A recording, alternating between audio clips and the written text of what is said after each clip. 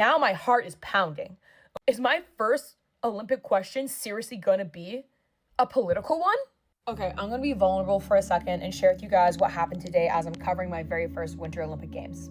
Just to set the scene, it's the very first press conference happening in Cortina. One of the GOATs of women's alpine skiing is about to give a much-awaited injury update on her knee, if she can compete in the Olympics or not, and what the injury that she's suffering from exactly is. This place is packed, okay? We came 3 hours early just to make sure that the camera is set up in the place that we wanted to and that I even got a seat in the room. Now, my goal in this press conference was to sit, listen, and kind of just take it all in. This is my first one. Now, as I'm watching people come into the room, I'm taking a look, and it dawned on me that I'm the only Black female media member here, and I'm biracial. And I won't lie, I got like a little bit nervous because I wasn't expecting that at the international level. I wasn't expecting that at the world stage. It's not like I haven't been the only woman or Black person in the room before. And my thought process was basically, man, I wish I had a question, because in these moments where you are the only one that looks like you in the room, I think it's so important for representation to speak. You don't know who's watching at home.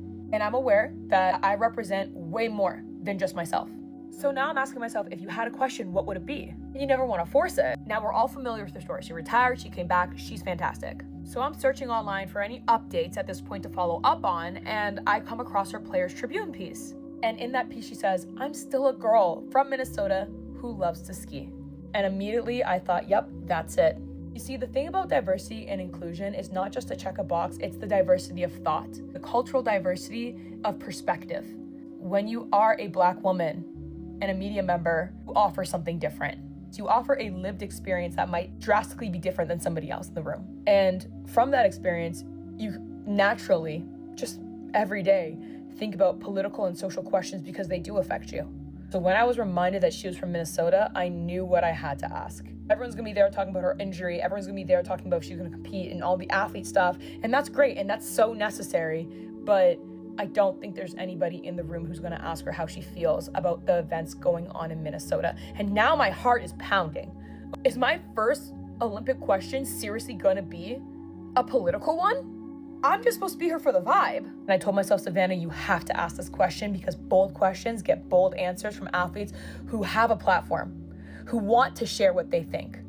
Now, I don't know Lindsay personally, I wish I did, but I thought to myself that maybe she would appreciate a question like this, because I don't think she's ever had the opportunity to speak on it openly. Guys, I was trying to talk myself out of asking this. At the same time, I was like, no, you really don't gotta do that. No, that's doing the most. You gotta do that.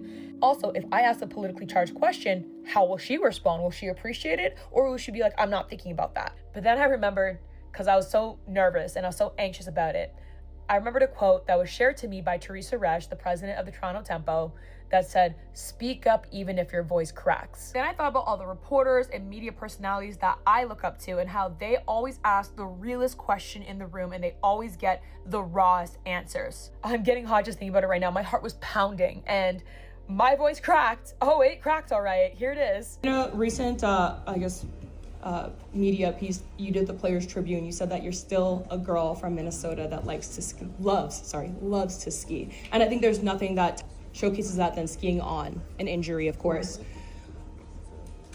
When you think about representing your country, especially your state, what does it mean right now, with everything going on in Minnesota, to be the embodiment of the word hope?